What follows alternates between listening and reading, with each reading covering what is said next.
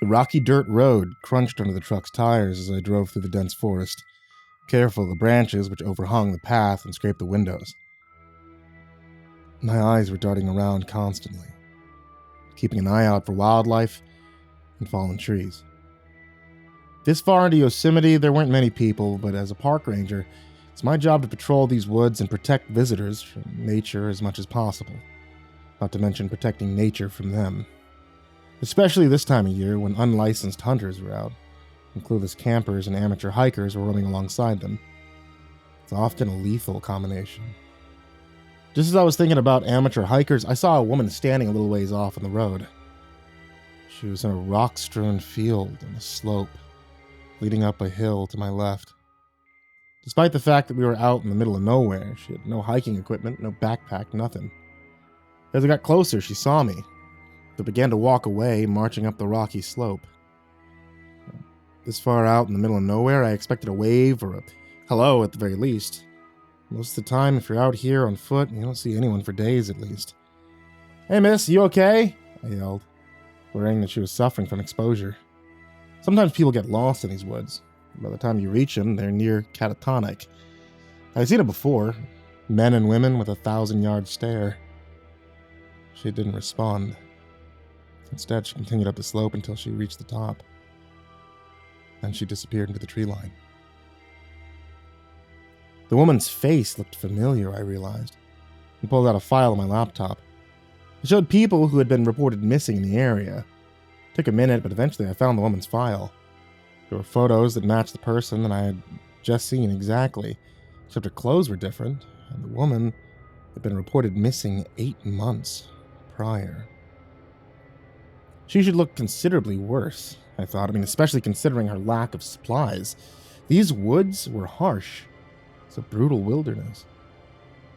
Even experienced hikers and hunters had become lost in these areas and had died from the elements. I quickly called into the station and told them what I'd seen. Then I grabbed my backpack and I took off on foot, running up the rocky slope towards the trees. If she continued at the pace she'd been moving, I had a good chance of catching up with her. At the top of the hill, I managed to find her tracks. I followed them into the woods, tracing a path through the trees. For almost an hour, I followed her path through the forest, becoming more and more convinced that I should have caught up with her. I realized something was wrong. I had lost the trail. It was like the woman had vanished. I kept moving forward, thinking maybe I'd pick up her tracks again. This happened sometimes, I knew as an amateur hunter. The quarry's path would disappear occasionally, only to reappear a little ways away. So I kept going, and kept pushing aside branches and shrubbery, and moving even deeper into the overgrown wilderness. And that was when I saw it. The hell is that? I muttered to myself, not believing my own eyes as the object came into focus up ahead. It was a staircase that appeared out of the overgrowth, looking otherworldly in this element. It was a staircase that appeared out of the overgrowth, looking otherworldly in this element. What's this doing out here? I realized I was talking to myself, but I couldn't help it. I also couldn't seem to help the fact that I was steadily moving towards the staircase in the forest, despite a growing feeling which told me I should stay away. The closer I got to the stairs, the more I felt as if someone was watching me. The hairs stood up on the back of my neck and goosebumps rose up on my arms as I approached, moving closer and closer until I was standing right in front of it. Strangely enough, the stairs looked relatively new. They appeared unassuming and normal in every way, except for their odd location. The wood was not weather-worn or moss-covered, it was clean. And I would guess it had been built in the last 10 or 20 years. But the staircase ended after exactly 13 steps. It was a staircase leading to nowhere. It was an eerie sight out here, since I was well aware of how difficult it would be to construct them in the middle of nowhere. What was the purpose of them? Who would build them? And why? Even as I was asking myself these questions, I found myself walking up the stairs. It was like I was in a dream, as my feet seemed to move involuntarily upwards. But the feeling of eyes on the back of my neck grew worse and worse with each step. And I could feel the weight of someone else's movements in the stairs with me. How sure of it. Eventually, the paranoia became so overpowering that I had to turn around, feeling as if someone or something was definitely right behind me on the stairs. But when I turned around, there was no one there. Suddenly, I felt terrified as hell, and started wondering what I'd been thinking climbing those stairs in the woods that shouldn't have been there. I started back down, still feeling eyes watching me from all around. The trees nearby rustled with movement. I saw a vague shape moving behind them. Hurrying the remainder of the way down the stairs, I called out to the figure, thinking it was the woman that I had seen earlier. "Miss, if that's you, I've been looking all over for you. Are you all right?" I asked the dark figure in the shadows. But it didn't move or respond. Instead, it just continued to watch me. "Okay, lady, I can't help you if you don't..." Suddenly it occurred to me that the figure in the shadows was too tall to be the woman I'd seen earlier. They looked to be a person at least 6.5 feet tall, maybe more, and they were ducking behind a tree so as not to be seen clearly. The thing stood up even taller, and I realized it had been crouched down. It was enormous. Its form impossible to examine in the low light, but it was definitely watching me. And there were more of them, I realized. My heart pounded faster and harder until it felt like it was going to beat right out of my chest. I spun around looking at the forest all around me, seeing shadowy shapes everywhere. For a few long moments, I was frozen. I was unable to move or breathe or think. And then I saw a long-fingered hand pushing back the foliage, preparing to emerge. That woke me up from my trance. Whatever these things were, I could tell they were not benevolent or good. They were creatures of darkness, luring people to them so they could feast on their minds. I tore my gaze away from it and I began to run. Racing through the trees, I could sense them following after me, a platoon of lanky, impossibly tall creatures with long fingers. Were they the ones who had created the staircase out here? Were they aliens, Sasquatches? I had no idea, but every time I looked back over my shoulder, I saw them gaining on me. Vague shapes moving so quickly they blurred and were tough to make out. That was when I realized it was getting dark outside. But that didn't make sense. Since when I'd set out, it had been the early morning hours, maybe 8 a.m. Checking my watch, I saw it was no longer functioning, nor were my cell phone calls or my GPS devices. With no other choice but to keep running, that's what I did. Bolting through the forest until eventually I found the rocky slope beside the dirt path where I had left my truck. I ran right over the edge of the cliff, so terrified and frantic, I didn't see it coming. The things were just behind me by that point, and I was almost ready to resign myself to dying, trying to fight them, and instead I went tumbling down the rock-strewn hillside, somersaulting, hitting my elbows, my knees, my shoulders, and my skull off the boulders and stones.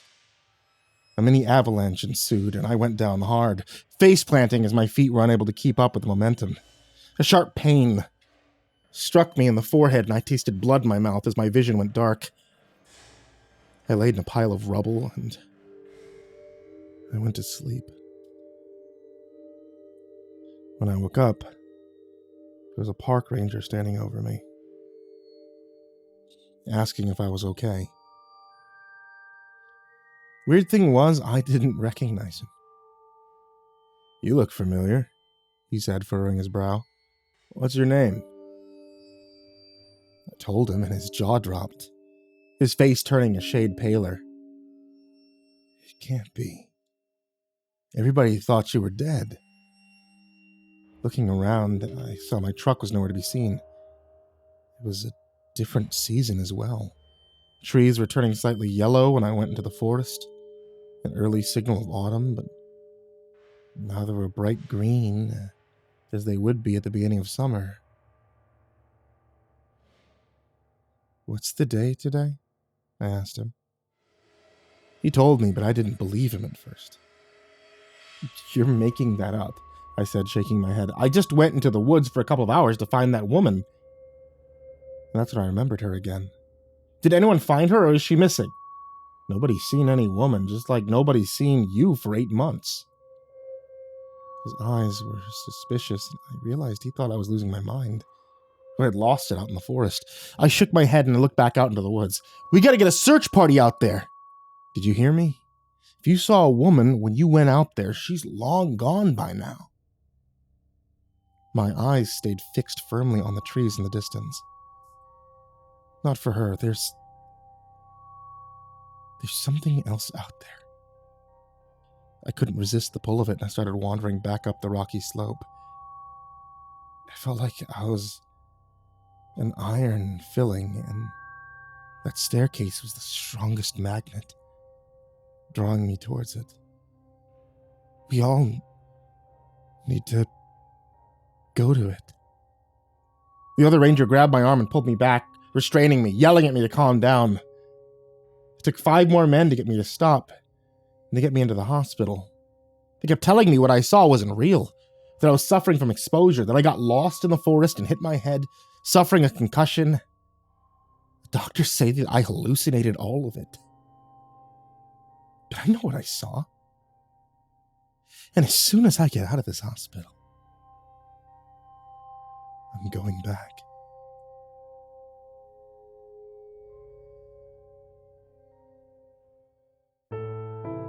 Hey there kids, it's me, MrCreepyPasta, and as always, I want to tell you thank you so much for watching tonight's video on YouTube, or listening to tonight's podcast on the podcast. And I would very, very, very much appreciate it if you guys hit that subscribe button, or you hit that bell, or actually I think you have to do both, hit the subscribe button, then hit the bell, and make sure that all of your notifications are turned on so you actually see whenever new stories come out, because there's a new story that comes out almost every day of the week.